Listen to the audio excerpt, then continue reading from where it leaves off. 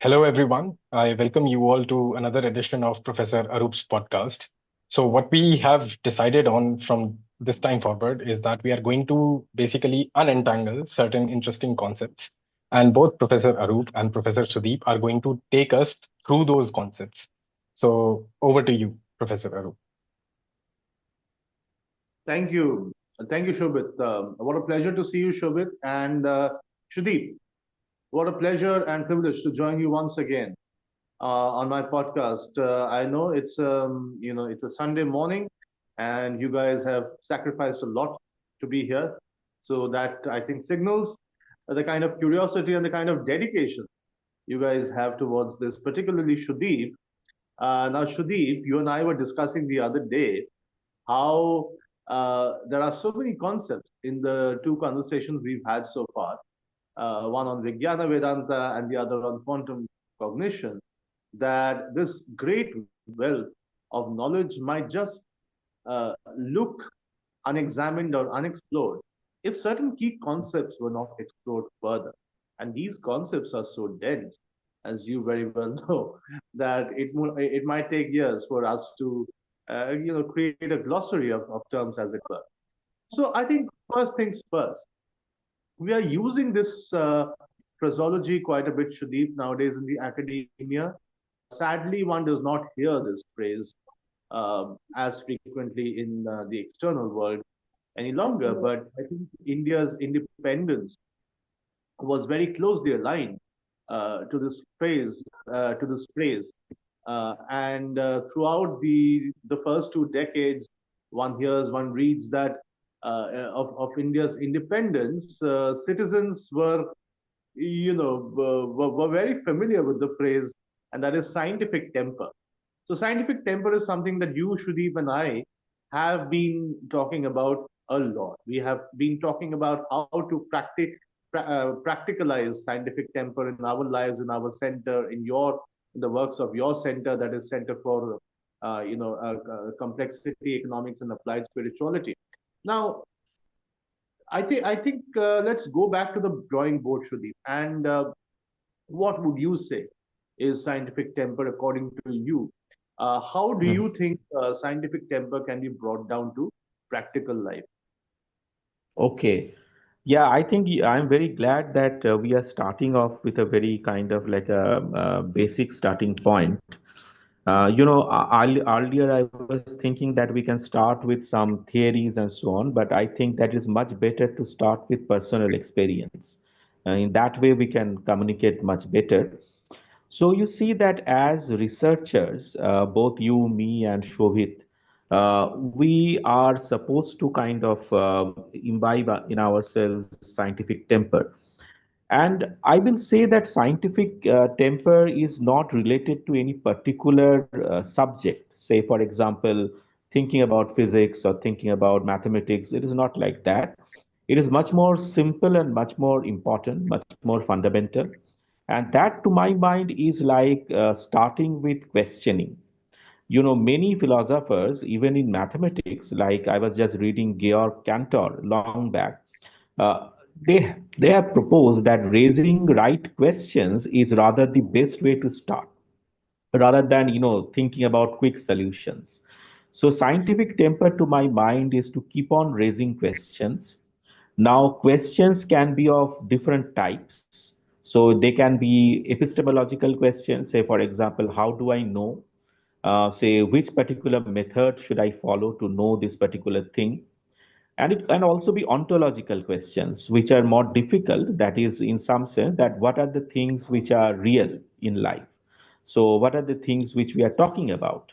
So, both ontological as well as epistemological questions, raising them in proper time and proper opportunities, that is what I mean by scientific temper.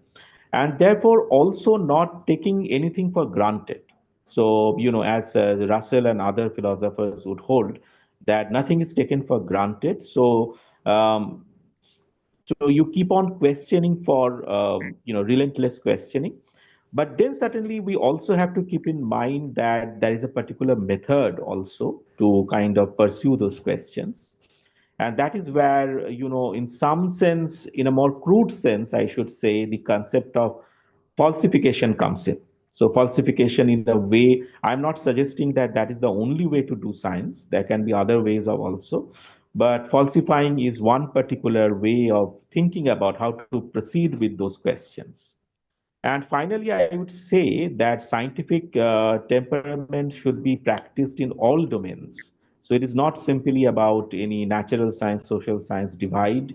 It can be done in everyday life. It can be done in spirituality and all those other domains of knowledge, which seems to be different from science, but actually it is not. So temperament, as you have rightly mentioned, that founders of our constitutions, they really thought about that, and they thought that it is our duty, in some sense, to spread scientific temperament in our society. So that is what I would like to start with.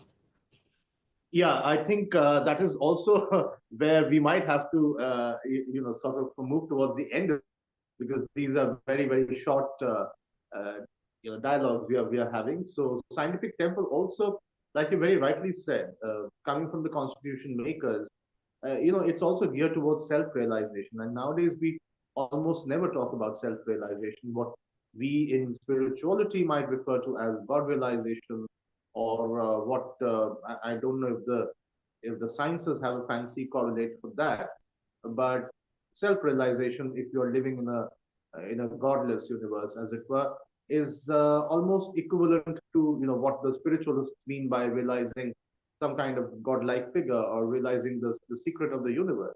And this, I think, is very important for every human being, and that is what the constitution makers also intended for. Actually, my last question to you for now, for today, would be this. Now, you know very well the famous aphorism by Werner Heisenberg, that it is not nature that we can know, but nature subjected to our methods of examining, or our methods of questioning. So when we ask a question, and this is something that concerns us in the academia, as well as parents, as well as we who are mentors of people, when we ask people to question everything, the phrase question everything, is there something problematic there?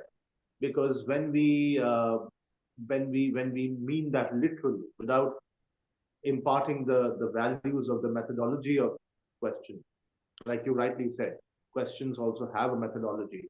So how do you look at Werner Heisenberg's aphorism? Can we actually know everything? Or do we actually, how do we cultivate this humility that it is only certain kinds of knowledge that we can produce through our methods of question?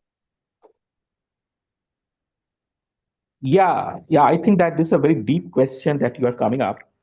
You see that when we thought about quantum foundations in 1920s and 30s, so it was basically a lot of confusion and a lot of questions came up, that is it really possible to think about what is the right kind of way to look at nature, and whether what is the relationship between quantum mechanics and reality. So, in that direction, Heisenberg and certainly Niels Bohr and many others, but particularly Heisenberg and Niels Bohr, thought that perhaps it is not possible to know reality as it is, or this whole question that what is reality as it is may not make even sense. Hmm.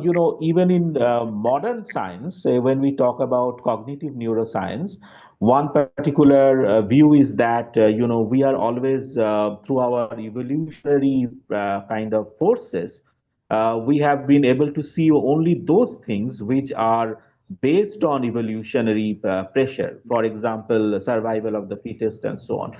Donald Hoffman, for example, very famously has put this thing that we can never see reality as it is, because it is always filtered through our perception, our evolutionary demands, our evolutionary pressure, and so on. So, in that way, quantum physics also converges a lot in that direction, and it says that, well, perhaps it is not possible to raise this question that what is reality in totality. But then certainly it is not the only way to think about. There have been other kind of challenges. Many other great minds, for example, Albert Einstein and various others, they have not agreed with that. They have said that, well, perhaps it is possible to think about reality as it is. We really do not know the exact method of doing that. Perhaps that is one of the problem. Now you see that today we can only say that we just want to open up this question. We just want to open up the minds of people, one may say, and try to see that whether they perceive that whether reality can be understood in full, or is it possible only to kind of think about our own methods and to know only that thing that we question about reality? So, this is the question that we are putting on the table rather than giving any blunt answer, because I don't think that there is any straightforward answer to this, but there are only different views on that as of now. Great. Thank you, Sudeep. I think that is quite a lot to digest. Even in that very brief span of conversing, we have encountered so many ideas from you already that it will need another round of discussions to untangle ourselves from that or disentangle the knots, or maybe let's move towards entanglement. What shall we say? So our next episode, Yeah, Sudeep, is drawing from the threads that you have left hanging, and we hope to talk about entanglement in the next episode and explore what that concept entails. But for now, thank you so much for joining me, Sudeep, and Shobit. It's over thank to you. Mm. thank you very much. Thank you very much. I convey my sincere thanks to both of you. For me, the key takeaways in this podcast was that there is a need for scientific temper in almost all domains of knowledge, not just sciences, but in all domains of knowledge. The second thing is Professor Arup quite poignantly highlighted was that the scientific temper is something when directed inwards can also lead to self-realization. And the third is, can we actually ever know reality the way it is? So these are three very interesting points, and they raise interesting questions, as Professor Arup also highlighted. So I hope to see you all in the next edition of this podcast. Thank you. Thank you.